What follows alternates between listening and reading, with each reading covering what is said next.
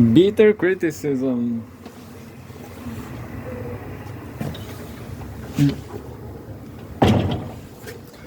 All about CGTN and Russia Today. Right here from air conditioning country. So that's it. I'm gonna read the news from April 19. This is from tomorrow, from China. Right now it's just tomorrow. North America. Canada public workers to strike over pay dispute. CGTN. More than this is a very short news. I avoid this short news from CGTN because there's no text. You cannot hit your ideas. So, but anyway, I'm gonna finish this. It's just one paragraph, a short paragraph. More than 155,000 Canadian federal public servants will go on a strike Wednesday after the federal government and the Public Service Alliance of Canada failed to reach a deal before the Tuesday evening deadline, CBC News reported. That's it. I guess it's a good news for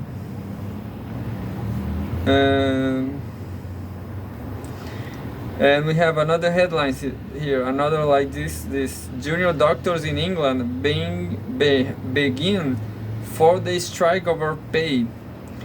Britain junior doctors prepare to strike over pay. Burnout. Nearly 50,000 New Zealand teachers strike over pay conditions. Well, these are like bad news for West. I guess West is not the best. I'm sorry, teacher. But at least China looks fine, dude. I'm going to Hainan, I guess. Or at least I'm gonna name some dog Hainan. Come here, Hainan. I don't know. Anyway, let's read some news from China. From CGTN News. Economy, April 19. That was from yesterday. April 18, 2023. China's first quarter economy grows by 4.5% as recovery accelerates. Updated. This is from April 18th. We have the author of the article is Ho Li Bushi. Sounds like, I don't know if it's a girl or a boy, but anyway, we have a photograph here of workers operate at a car production plant in North China's Shanxi province, March 24, 2023. China's gross domestic product (GDP) expanded 4.5% year-on-year in the first quarter of 2023 as economic activities gained traction. Data from the National Bureau of Statistics (NBS) showed on Tuesday. This is a quoting. We are seeing an accelerating recovery in all sectors with stronger momentum, including the improving domestic demand, said Pang Ming, chief economist and director of research at GLL Greater China. The growth rate has higher than analysts' expectation of 4% in a Reuters poll.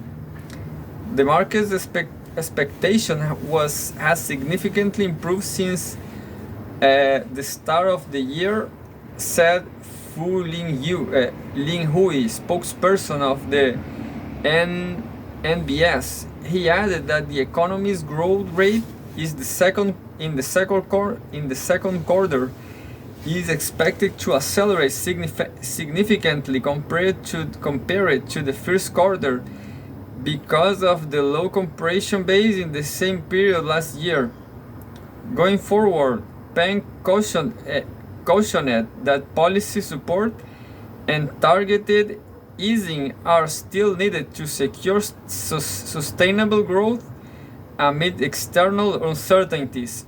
China's macroeconomic policies should keep domestic demand expansion as a priori in light of generally weak external demand, said Sheng Xi, chief economist at ECBC International. And we have a photograph from China with a lot of flowers. Looks like a park. And we have a video actually. This is just a frame from a video. In the first quarter, the total retail sales of consumer goods rose 50.8% year on year. Notably in March, consumers' spending surged at 10.6% year on year, 77.1 percentage point higher than that in the first 2 months. There is divergence in the recovery pace among different consumption types, said Wen Bing, chief analyst at China Minsheng Bank. Offline and get-together spending continued to pick up, while the durable goods consumption was lacking, reflecting people's income and willingness to shop require a further boost, he added. A recent central survey of depositors showed that tourism tops the list of the expected increase in expenditure in the second quarter. The investment in fixed assets grew by 5.1% year on year in the first quarter, while the total added value of large industrial enterprises grew by 3.0% in the same period.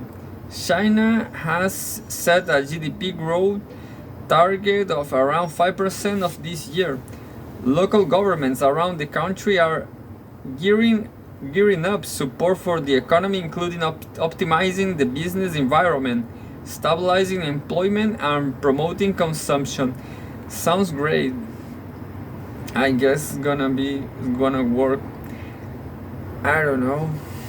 Yeah, I guess it's fine.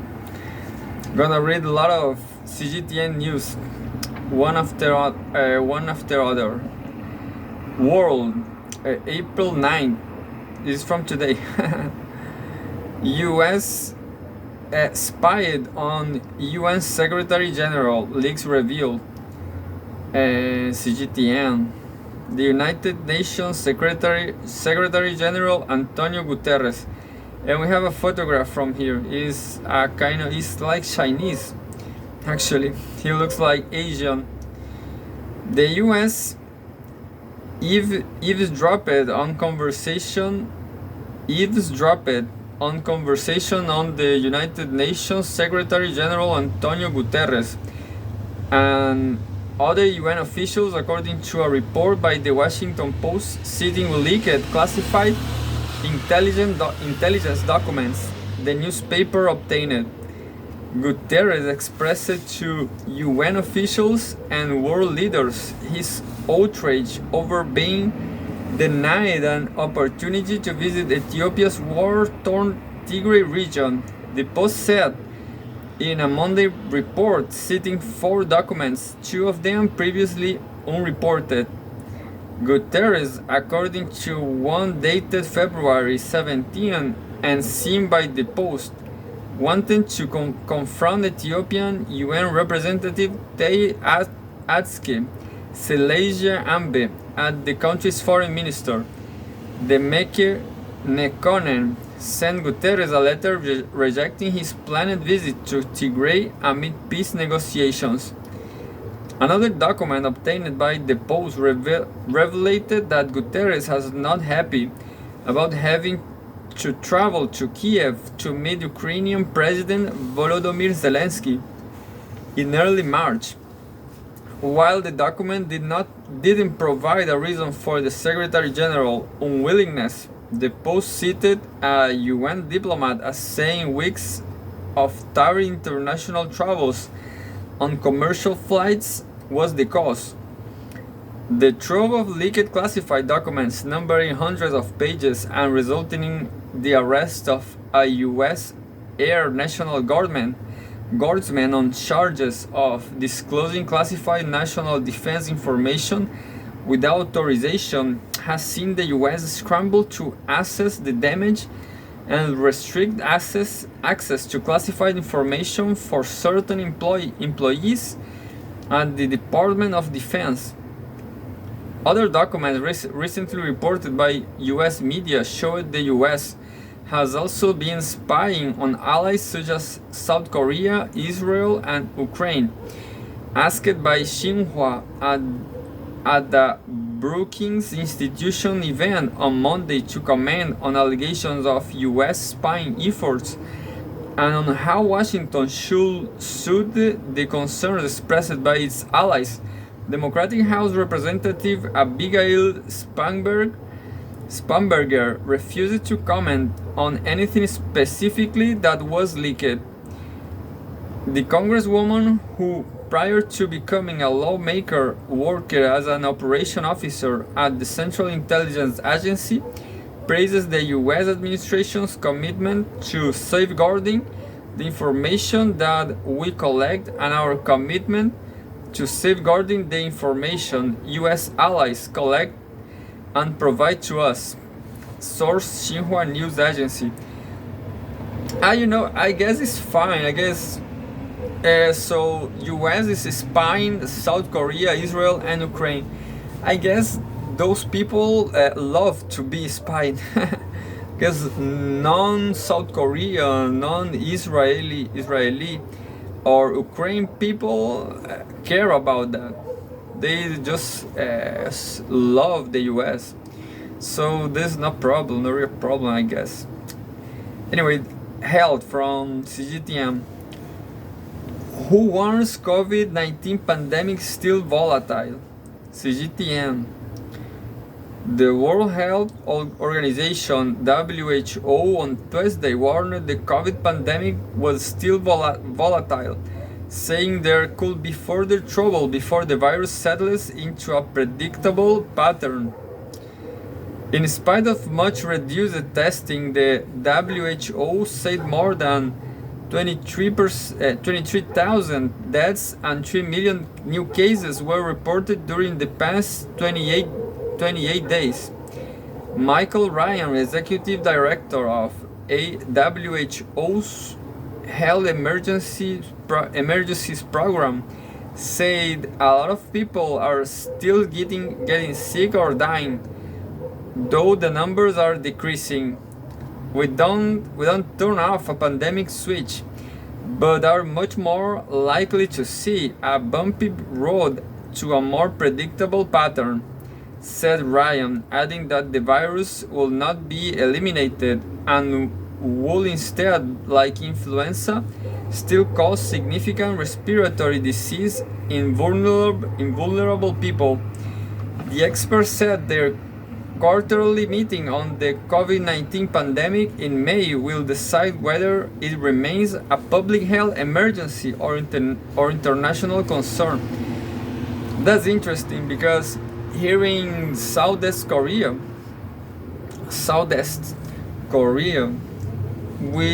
there's a lot of people using masks, but as I was listening some radio, there's no people on media talking about COVID-19.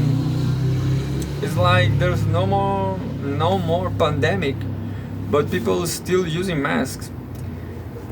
I don't know. And people, this is a peculiarity from this country that there's a kind of spider, corner spider, like this pretty dangerous.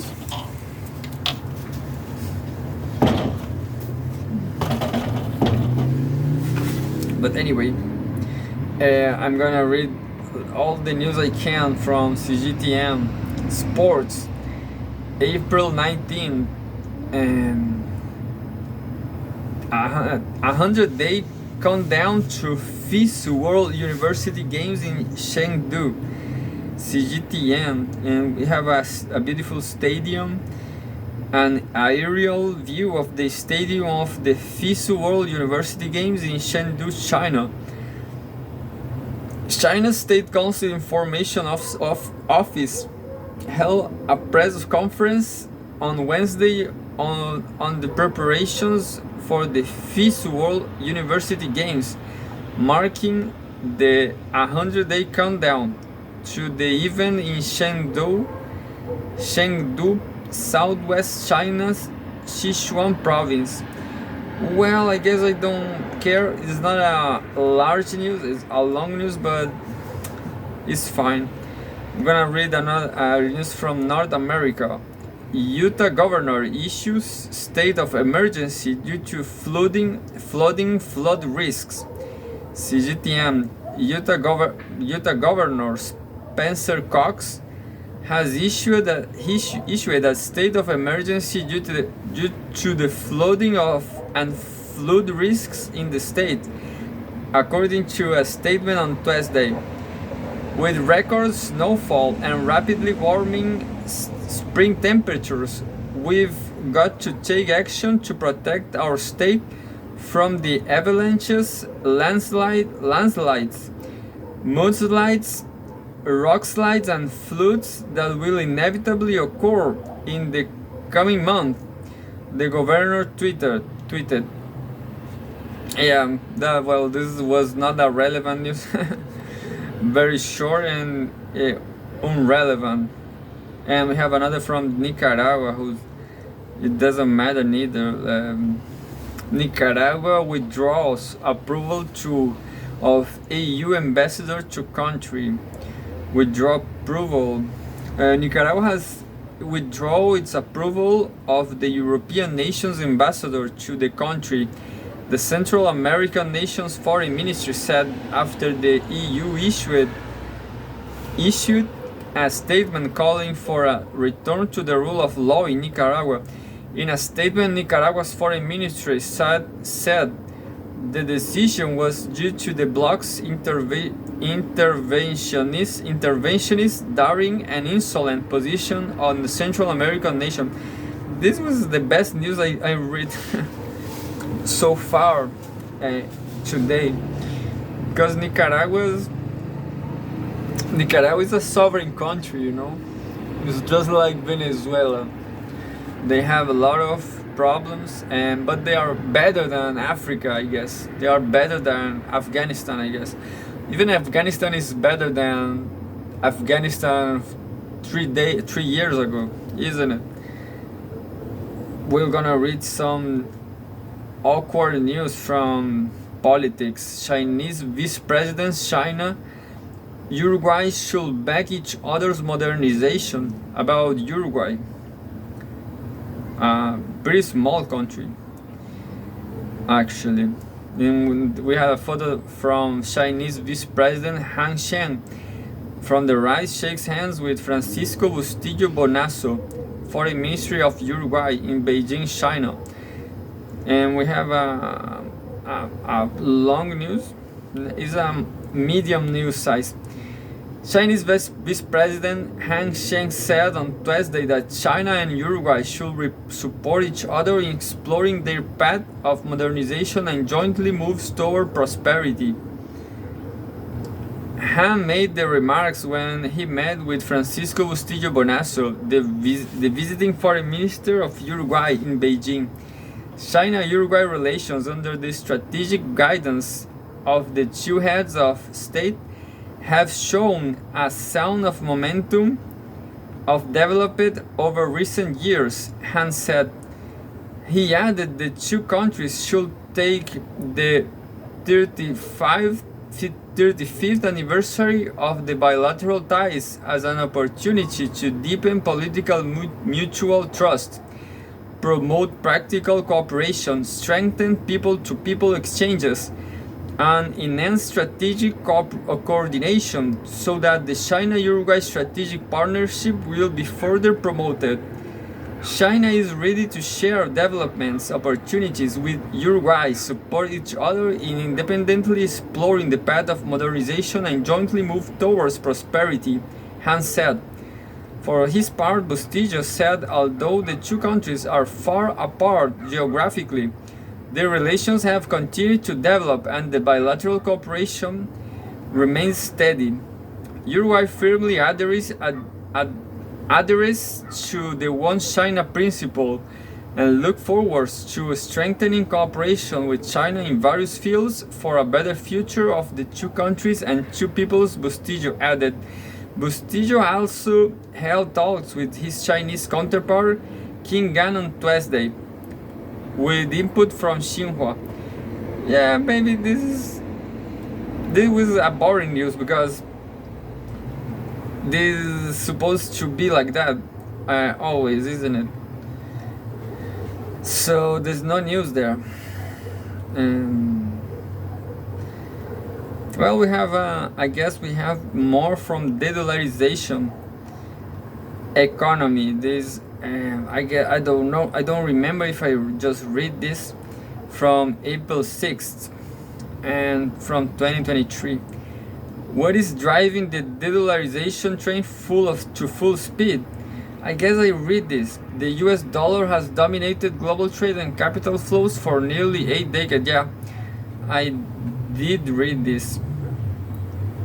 And I'm gonna read the news from 4 days ago, April 5th, 2023. China from politics. China hopes Germany will support its reunification cause.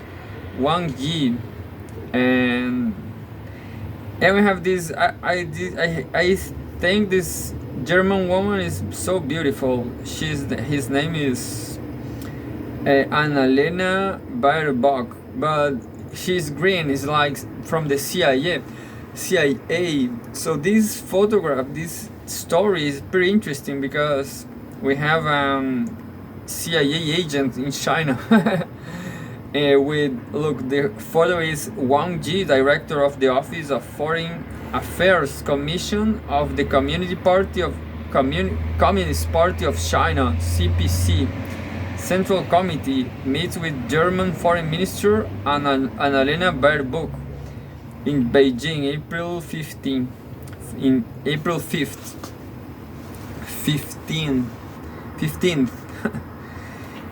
China once supported Germany's unification cause and hopes Germany will also support China's great cause of peaceful unification, said Wang Yi, director of the Office of Foreign Affairs Commission of the Communist Party of China, CPC Central Committee. Wang, also a member of the Political Bureau of the CPC Central Committee, made the remarks while meeting with German Foreign Ministry Annalena Baerbock on Saturday. He said that Taiwan's return to China was an important part of the post-World War II international order. Currently, Taiwan independence forces on the island are scheming to undermine the status quo, which has endangered peace across Taiwan Straits. Wang added, to maintain stability, separatist activities must be resolutely opposed, he noted. Responding to Wang's remarks, Baerbock said that Germany understands the importance and sensitivity of the Taiwan questions of China and reaffirmed that Germany will continue adhering to the One China principle. Wang told Baerbock that China maintains a high degree of stability and continuity in its foreign policy and will continue to pursue an independent foreign policy to promote world peace and development. He added that China conforms to the trend of globalization and pursues a win-win strategy of opening up. China firmly upholds the authority of the United Nations and the international order after World War II and opposes unilateralism and hegemony, Wang said. China hopes to promote democracy in international relations, he added. Nothing China and Germany share broad broad consensus and common interests. Wang said that China is willing to strengthen exchanges and communication with Germany to increase mutual understanding, prepare for the next round of China-Germany intergovernmental consultations, work together to address global challenges such as climate change, and promote the healthy development of bilateral relations. Bercock said that it's important for China, a permanent member of the UN Security Council, and Germany, a major European country, to strengthen dialogue and communication. Germany and China share many common interests, she added. Germany is willing to strengthen interaction and exchanges with China, enhance mutual understanding, expand cooperation in economy, trade, tourism, and culture, jointly maintain unimpeded world trade, and push forward Germany-China relations, Bercock said. The two sides also exchanged views on current international and regional issues. Yeah, sounds fine. Looks like, well, virtually China already won the whatever war they should made with Taiwan. There will be no war with Taiwan, dude. There's already too much. There's already too much. How to say it? Too much diplomacy, isn't it? There's too much diplomacy already. Looks like China is doing whatever they want. And well, there was a interesting news from CGTN that talks about the future of the opening of China's economy, something like that. I will find out next time. I'm gonna read, I guess. This is interesting, but this is like a video. Well, we have a short comment from a video. This is a video that says, World, April 18th, Finding True America. Why Americans have left the US. Global Stringer. I guess Global Stringer is not a person. Anyway, a growing number of US citizens are considering emigration, according to the 2022 Gallup polls. As many as 15% of Americans say they want to leave the country permanently, and even more say they will consider expatriating at the appropriate time. CGTN spoke to Americans who have moved to Lisbon, Portugal, to find out why they decided to leave the US for good.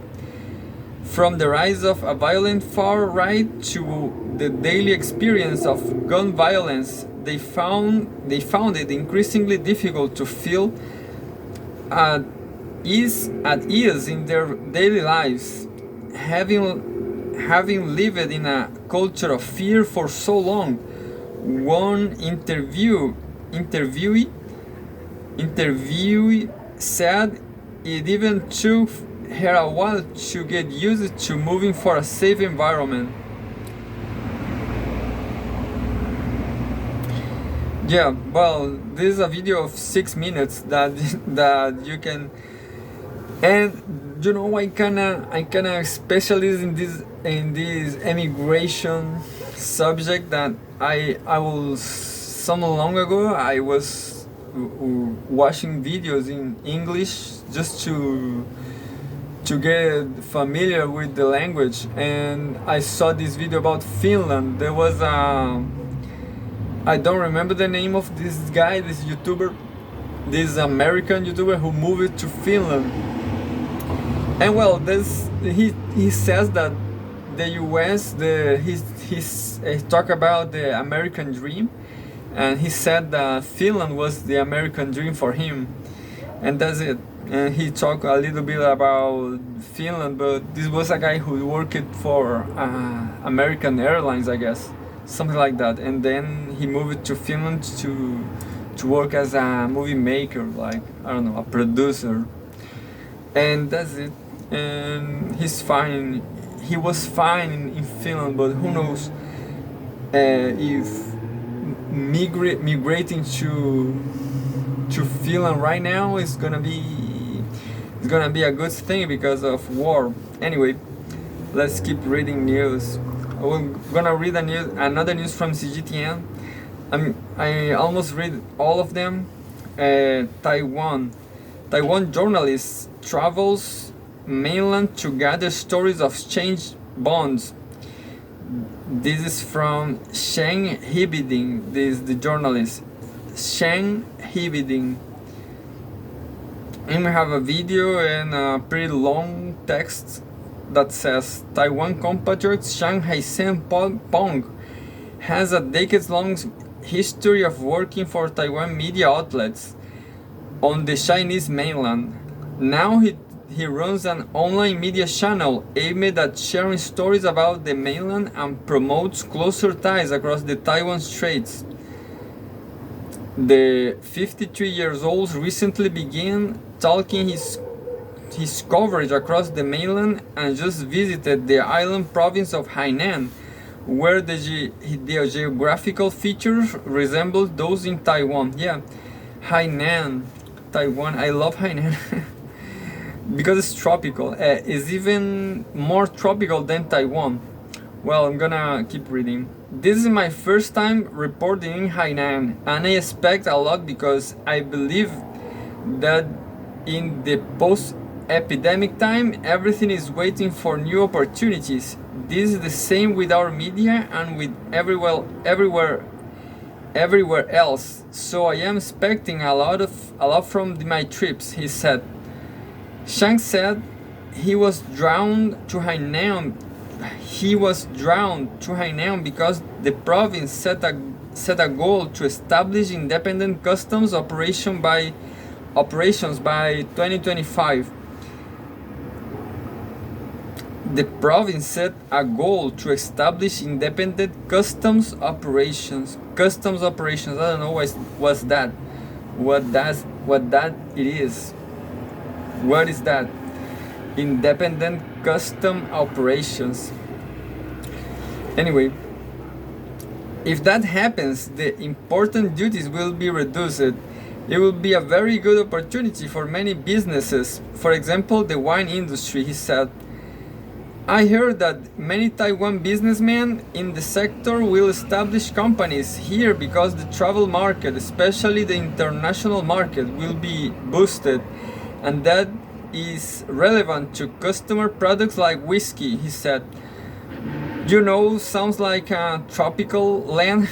I love tropical love land, like Abba said. It's not Jamaica or it's not Australia, it's Hainan. Would you want to drink a lot of whiskey and wine? Shang said he wants more people to see how Hainan and other parts of the mainland are changing. Visiting a historical site that connects the two sides of the Taiwan Straits, he reflected on his own family history. This is a pretty long article. My father went to Taiwan from Nanjing in 1949. After all these years, he was being telling us that our hometown is in Hunan province, and that's where our roots are, he said. Shang said that back in that time, telecommunications across the straits was once cut off, and letters from the mainland had to be transferred through Hong Kong. And one day Shang's father received a family letter with the photo of his mother. I remember clearly that he had been crying and saying that he really wanted to go back. Shang recalled. In 1993, I accompanied my father back to our hometown.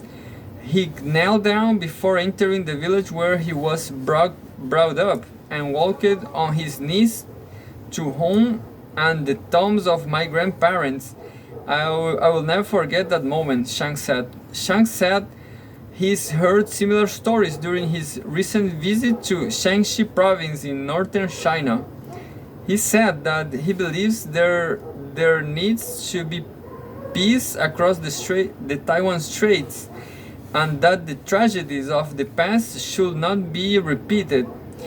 You may not understand the feeling of my father. He is kind of old, now over 90 years of age, and sometimes he barely remembers things, but he will still say that he wanted to go home, he said. Shang said that he hopes his travels and reporting across the mainland will help increase understanding between residents from both sides of the Taiwan Straits.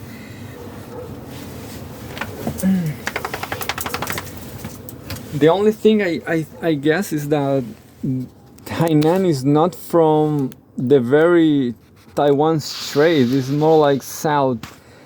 It's not. Taiwan is not, does not border with Hainan. Hainan is kind of far from Taiwan. But I guess I will be happy in Hainan. And there's a lot of people there. There's not a. It is not a. How to say? An empty island.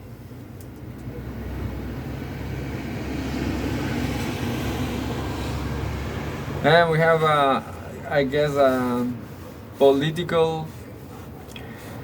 How to say? Male. We have a political persecution here against the US. And this is a political chauvinism world. April 18th, 2023. Finding True America. 4 killed at an Alabama shooting. Resident recalls terrifying moments. Well, I just reading this and sounds legitimate. Sounds like the US is really a violent country, and there's really in fact there are some like 3 pretty violent cities. There's a ranking of the 50 more violent cities in the world, and the US has like 3 cities like St. Louis and other cities like that. So yeah, the US is a violent country. It's not so nice. Anyway, 4 people were killed and 32 others injured during a shooting at a birthday party on Saturday night in Dedaville, Alabama. The Alabama Law Enforcement Agency said. CGTN Stringer interviewed several local residents in Dedaville. They shared their experiences on Saturday night when the mass shooting broke out. One said he arrived there after the shooting and saw many teenagers with gunshot wounds. And that's it. I just have one more news from CGTN. This video will be all about CGTN. Yeah, I will remember to put this all about CGTN. See the difference with Mistral font. I don't like this font, but we just have to remember that this site is not for Chinese people. Anyway, video is a video, I guess. Yeah. April 18th. Lao Deputy Prime Minister, China's development has been exemplary for the developing countries. This is a great title, a great headlines, and there's another article that I didn't find now, but talks about the China's economy, the economic open of China, something like that. Lao Deputy Prime Minister and Minister of Foreign Affairs Saliu Sei Komashit said in an interview in April that China has demonstrated its success and advantage to countries around the world, and that China's development has been exemplary for developing countries. Yeah, well, we cannot see the video, but I believe. And well, I have no time now. This time is up, but I have a lot of news from Russia today. We didn't did any news here, but yeah, maybe this is a news I can read in 7 minutes. Let's go. This is like a campaign, an image washing campaign from Russia, because of people know that Russia is like homophobic, but they have this news that says gender more complex than genitals, India's top judge says. But it's not a news from Russia, isn't it? It's from India. But the country's Supreme Court is hearing petitions of the recognition of same-sex marriage in India by Joydeep Sengupta, Asian editor. We have a photo of young gay couple of LGBT community hold their hands before attending the queer march in India. Maybe India is also, maybe they don't have rights, still don't have, anyway. A 5-member constitutional bench of India's Supreme Court began hearing arguments on several petitions that sought several legal validation of same-sex marriages on Thursday. The hearing comes in the wake of the Supreme Court's landmark ruling in September 2018, which had discriminalized gay sex. That decision reversed a British colonial-era law that was initially introduced in 1861 and later enriched in Article 377 of the Indian Constitution in 1950. The bench, headed by Chief Justice of India Dhananjaya Yeshwant Chandrachud, heard the arguments via live stream. Well, I will not read this to the end because I don't have much time, but I do remember something with, is nothing with this, that's Chakrabarti surname, family name. I've reading a lot of papers from Chakrabarti people, Chakrabarti family. That's a cool surname because of the tradition, isn't it? Because it's a family, academic family. So I think I can adopt this surname, Chakrabarti. And there's another surname that called Shapiro. So maybe I will make a next profile, call it, I don't know, something like John Shapiro Chakrabarti, Shasha. We have a news from drones, which I don't think is interesting. Ukraine hits Russia with US-made kamikaze drone media. Yeah, somehow I don't care about drones. I'm trying to find a short story, but there's nothing. We've got aliens living on this planet, India's first cosmonaut. The real aliens are those who destroyed our planet for personal gain, Rakesh Sharma told Russia Today. Yeah, this is a good story, this is a good narrative. First Indian cosmonaut. It's arrogant to think humans alone inhabit the cosmos.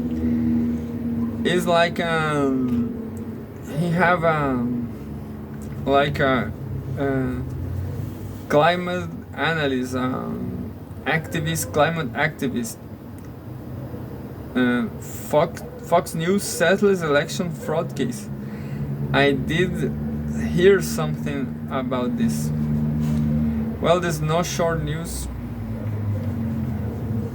Have a lot of news, but looks like Russia Today changes his layout. Maybe it's better. They have a top stories now. Damn, we have no news. Anyway.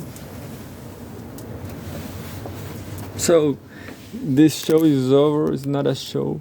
We have just more. We have just more 1 minute.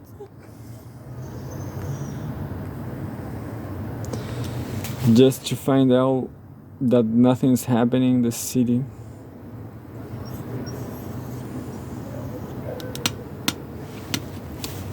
And I don't know what to say.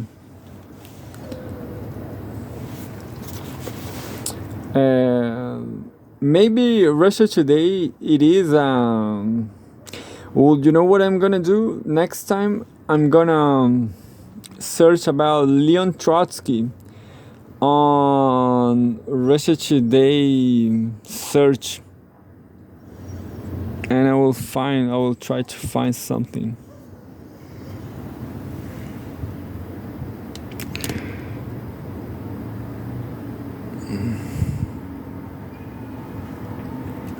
Maybe Russia Today didn't never say nothing about Leon Trotsky, isn't it? But who knows? Leon Trotsky, the real revolutionary.